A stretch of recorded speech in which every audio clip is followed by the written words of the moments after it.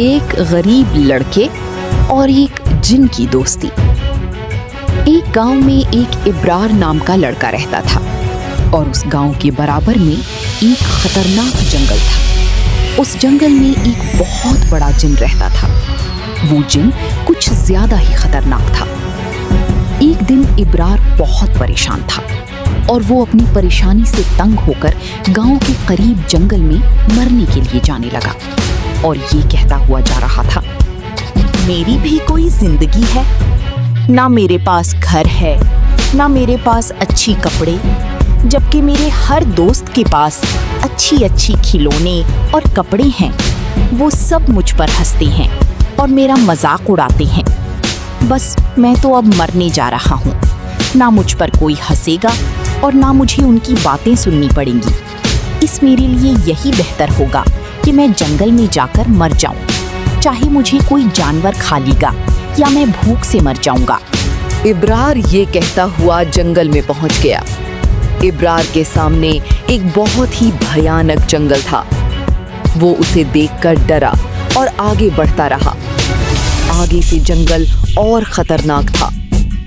जब वो थक गया और अपने गांव का रास्ता भूल गया, इब्रार डरता हुआ बोला, अब मैं क्या करूं? यहाँ पहुंच तो गया, लेकिन ये जगह तो बहुत खतरनाक है।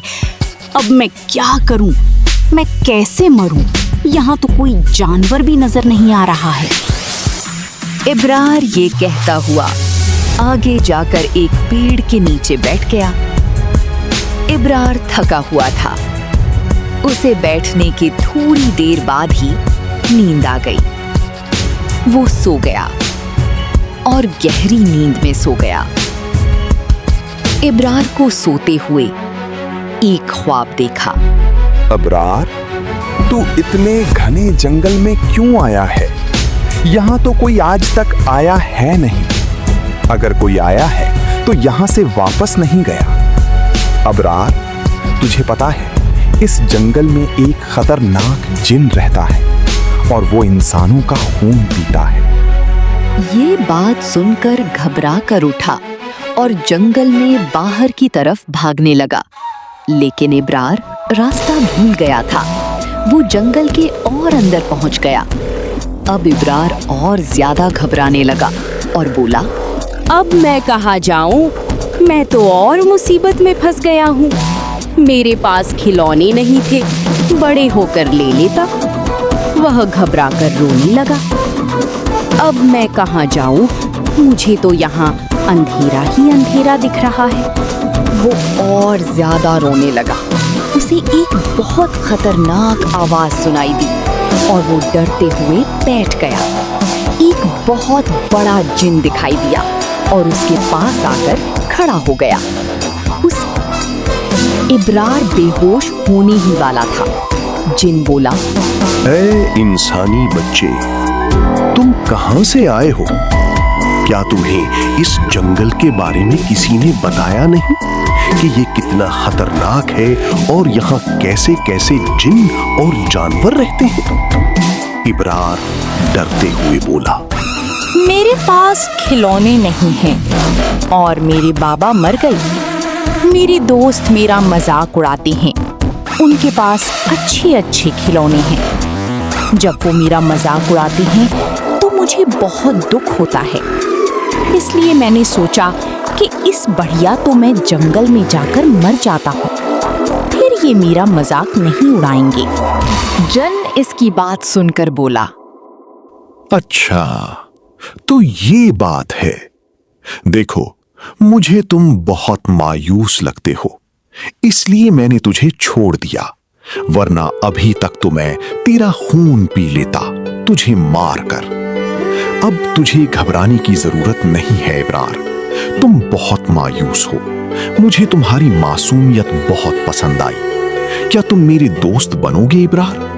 हाँ, मैं आपका दोस्त बनूंगा, लेकिन तुम्हें मुझे खिलौने दिलाने होंगे रामू की दुकान से। जिन इब्रार की बात सुनकर हंसा और इब्रार के पास बैठकर बड़ी आराम से बोला, अबरार, तू बहुत मासूम है। तुझे खिलौने दिलाने के लिए मुझे रामू की दुकान पर जाना नहीं पड़ेगा। अबरार बच्चा था, उसे क्या पता जिन क्या होता है। उसने कहा, मुझे तो रामू की दुकान से ही खिलौने लेने हैं। मैं और किसी की दुकान से खिलौने नहीं लूंगा। मेरे सारे दोस्त भी उसी की दुकान से खिलौने लेते हैं। जिन ने इब्रार को कहा, ठीक है। जिन ने एक बूढ़े इंसान का रूप लिया और इब्रार को रामू की दुकान पर ले गया। जिन ने इब्रार को बहुत सारे और अच्छे खिलौने दिलवाए। इब्रार बहुत खुश हुआ।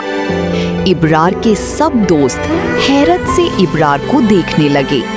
कहने लगे कि ये अजनबी आदमी कौन है जिसने इब्रार को अपने सारे खिलौने दिलवाए। ये तो हमने पहली बार देखा है। इब्रार ने अपने दोस्तों को देखकर जिन से कहा, ये मेरे दोस्त हैं। इन्हीं की वजह से मैं मरने के लिए जंगल गया था और अब भी मैं इनके साथ रहना नहीं चाहता। जिन ने इब्रार के दोस्तों से कहा। अबरार के दोस्त बहुत शर्मिंदा हुए और इब्रार को गांव में ही रहने को कहा। लेकिन अबरार जिन के साथ जंगल में चला गया। इस कहानी से हमने सीखा, अगर हम किसी को आराम नहीं दे सकते तो किसी को तकलीफ भी ना दो।